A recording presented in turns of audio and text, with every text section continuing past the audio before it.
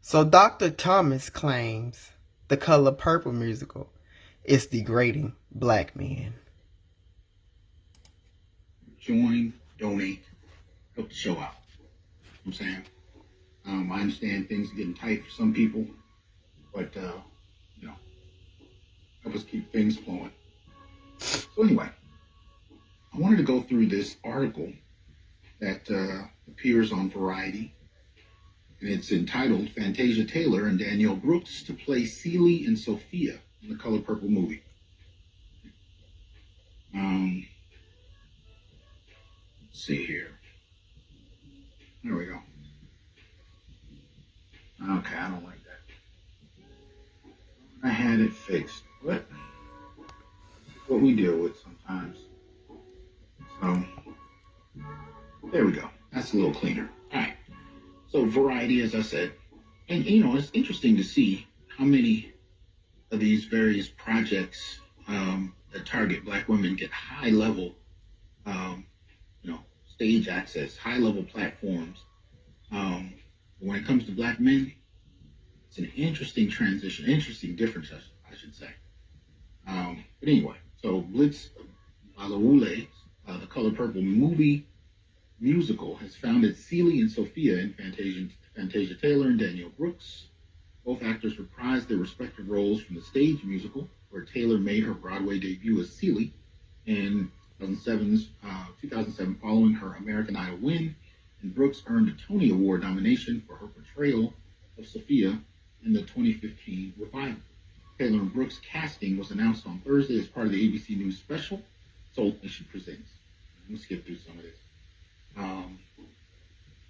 To the heart of some of this. So Brooks relived the emotional moment when Winfrey, who was producing the new movie under her Harpo Films banner, revealed that she was chosen for the role during a Zoom call. I'm here representing All Things Purple to tell you that you are our Sophia, Winfrey said in the recording. I'm so happy to pass whatever baton from 35, almost 40 years ago to you. I know you're going to kill it. Right? And she says, my heart is so full, I'm going to make you so proud. And Winfrey says, you already have. I wanted to be the one to tell you because, I have such love for her, this character, everything she represents and everything she brought to my life. And what I'm hoping is that she does the same thing for you. You can see that. I'm not going to play the video. Really not.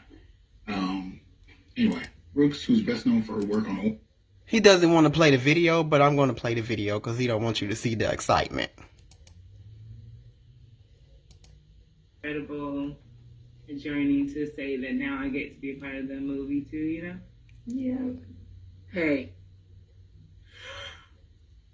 Danielle. Hey, how you doing?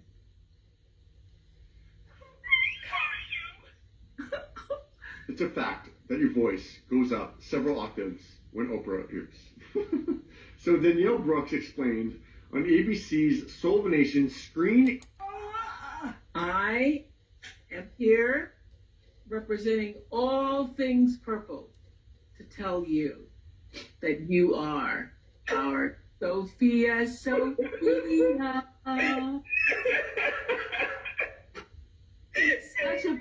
name. Sophia. Yes, it is.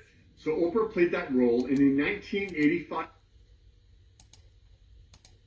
Orange is the New Black and currently stars in Peacemaker, also revealed that seeing The Color Purple on Broadway as a teenager inspired her to act. Now, this has become like a religion. It really has. I'll get into that in a minute. Seeing all these beautiful array of different skin tones and voices in the story, and I just sat like this and I cried. I saw that it was possible.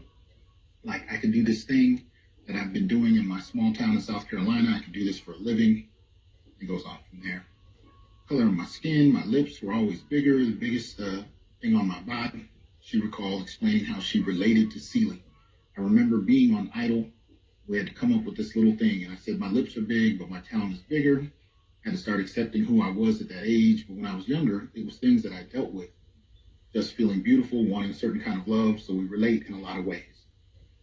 Davis also sat down with Goldberg to reflect on the impact of the film, which marked her feature acting debut. What did you feel that The Color Purple did as far as the strength of black women on the screen, Davis asked. Goldberg says it reminds people that we are the backbone of a lot of this country. The upcoming Warner Brothers movie is an adaptation of the Tony-winning Broadway musical, which is itself an adaptation of Alice Walker's Pulitzer Prize-winning novel. Production is directed by Bazawule. I may be mispronouncing that.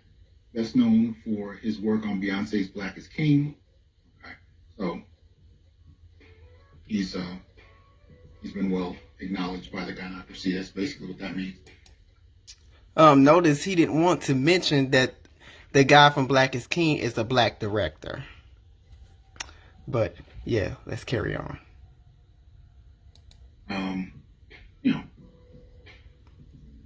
Anyway, Marcus Gardley Desai wrote the screenplay based on Walker's novel, 1985 film, and the stage musical with a book by Marsha Norman and music and lyrics by Brenda Russell, Stephen Bray, and the late Hallie Willis, I guess. Alongside Winfrey, Spielberg also returns to produce for his Amblin Entertainment. Scott Sanders and Quincy Jones, both of whom produced the Broadway musical, are also producers. Alice Walker, Rebecca Walker, Mara Jacobs, Carla Gardini, Christy Macosto Krieger, and Adam Fell are executive producers. So, in essence, they are bringing back the original crew plus a few. And if I'm not mistaken, Rebecca Walker might be Alice's daughter. But anyway, earlier this week, Variety exclusively revealed that Taraji P. Henson had joined the cast as Suge Avery. New cast members joined previously announced stars Corey Hawkins, who will take on the role of Harpo, and Oscar and Grammy-winning artist H.E.R. Her, who was cast as Squeak. Anyway, skipping down to the bottom. Color Purple begins production this spring and is slated for release in 2023. Now, Raydon Chong was the original Squeak in the, original film. Check out this Verbo. Oh, look at me. But they're trying to make this a legacy. Same crew is bringing it back, attempting to strike the same bolt of lightning that they struck before. And it will very likely have the same impact. Really what they're trying to do is update this film, right, for a new generation. And of course they can delve into some of the areas they didn't delve into as deeply in the 80s. I'm sure the LGBT quotient will be up a little. I'm not saying that's bad or good, it just is what it is. They're adapting it to the time. But the problem that I have with this is the thing that I know they're not going to update is the embedded misandry. Because it's rooted in the book by Alice Walker. The core story does not and will not step away from its investment in the degradation of black males. I remember being a little kid in a family full of women who rehearsed this kind of narrative regularly, celebrated it, along with this notion of, independence, right? But seeing it on the screen was a whole different level of it. Given the veneer of historical accuracy, given the veneer of this legacy of oppressive black men who owned land and were wealthy and just had to go out and find 13-year-old girls to rape and forced to be their slaves. So, the core idea around The Color Purple is to put forth this notion that black women went through a special slavery after slavery, that black men ran, controlled, and exploited them for their own advancement. This is the core idea of The Color Purple. It's a special slavery for black women. And in order to do that, it creates a boogeyman in the black patriarch. And we've not seen an era where this so-called black patriarch exists. Hell, even Mr., played by Danny Glover, was a fabrication. A fabrication? Dr. Johnson. Now we know Mr. wasn't a fabrication. There were millions of Misters back in the day. We have grandmothers, great-grandmothers, who have lived the life of silly. Even my grandmother was 15 and my grandfather was 28 when they got married. So why wouldn't you want their stories to be told? There were true events that happened, just like The Color Purple. And their stories need to be told and will be told for the next generation, so they don't make the same mistakes that they made. Much like the slave catcher from Harriet. I mean, early part of the 20th century, whatever. I mean, really, you got a black man who owns land.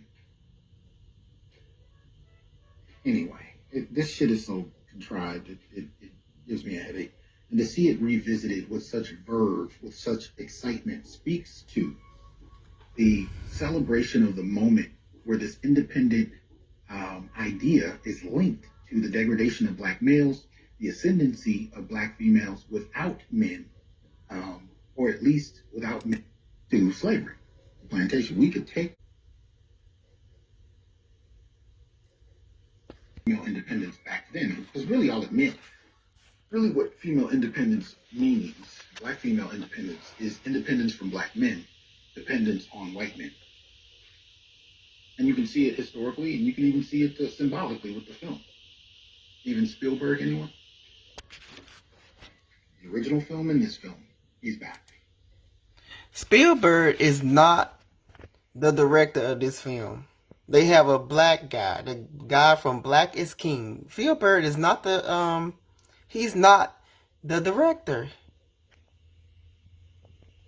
He has no credibility for this film. So I don't know why you're trying to spin that narrative. And he stamps Oprah's film, which is a code for letting white society know that this is a project they can get behind. So what I'm saying is, black female independence is really, it's basically another way of putting out a dependence, making the dependence on white men look empowering. Empowering? Black women was the first to ever stand up for black men. Now you say that The Color Purple is degrading black men, but at the same time you're trying to degrade black women. One, for black women, we would still be in change. Have you forgot about Harriet Tubman, Rosa Parks, Fannie Lou Hamer? All of those women stood up for black men. And millions of other women still doing it today. Organizing. They're always in the front line. I dare you sit up in here and disrespect black women. What you should be outraged is black men going out here and marrying anything but a black woman. They go and they marry these white women. When they get successful, they tell them that their hair is prettier, their skin is prettier, everything is better on them than a black woman. This should be the outrage, Dr. Johnson. You should be outraged about this. And you are a misogynist. And you need help.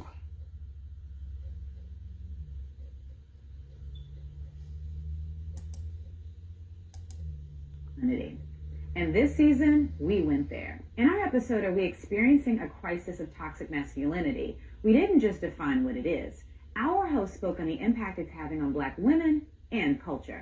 This statistic kind of hurt me the most with, do men in today's society protect women? With 77% of us saying no. And even though I feel that way, my girls feel that way, it still is, it's hard to hear that we're out here feeling really alone and that we have to do this thing by ourselves and there is no covering of protection like we were raised to think we were going to get. Sadly, this feeling of being unprotected isn't just a notion. It became a viral conversation in 2018 after a young black woman was attacked by a white man in a McDonald's in Florida while her male coworkers simply watched. Our hope is that speaking on it will promote awareness and change. Like no Here's help the at thing all. About toxic masculinity. It takes many forms. Abandonment is one, policing women is another. Check out this clip from an episode of Listen to Black Women. Earlier this year, Sierra had the internet mad because she posted a video from a sermon from John Gray. Too many women want to be married, but you're walking in the spirit of girlfriend. Ask the Lord to deliver you from that spirit and carry yourself like you're already taken. And I promise you, when you carry yourself like a wife, a husband will find you. And Sierra, now that she's a wife, had decided that her best response to that was level up. So, as y'all can imagine, the internet was in an uproar over that mess. Because they were like, level up, like, girl, weren't you just a baby mama a couple years ago? Talk about it. As you can see, men aren't the only culprits when it comes to policing women. And our hosts aren't afraid to speak on all offenders, especially those on repeat like Pastor Gray, who made headlines again at the end of 2018 for making a controversial statement many believed celebrated treating black women like mules. Check out this clip from Listen to Black Women. There are just so many industries now that are built on preying on the insecurities and desperation of black women. And specifically, I feel like the church is one of the biggest culprits. He was on a show to promote a book. Yes. And once again, here's another man telling a woman what we need to do to be chosen, to be valued. And it just continues to promote just this story of how we have to mule to be worthy. It's too much and there's no balance. Should women birth men? Absolutely not. Sadly, toxic masculinity is so pervasive, it's challenging for women to set boundaries with men we're not even in relationships with. You know where we're going. R. Kelly. Despite accusations of toxic behavior against women ranging from pedophilia to deviant cult-like actions, people, and most notably black women, can't seem to cancel the infamous singer. On this episode of Listen to Black Women, we broke down why. Music is a form of hypnosis. Like, even if you take it all the way to Right, I was saying listen, man, not to get too wild biblical, but obviously when you think about Lucifer, for anyone who doesn't know, this was the illest musician on all the blocks of heaven. You took it there. She did. Okay? Because he was the music minister, right? Exactly. So that's why he allegedly likes to roam free through the entertainment industry. Unfortunately, what Tracy just said is the only thing about the entire R. Kelly fiasco that makes sense. And of course, it came from a black woman. Thanks to all of the Madame Noir and Hello Beautiful fans for watching us this season.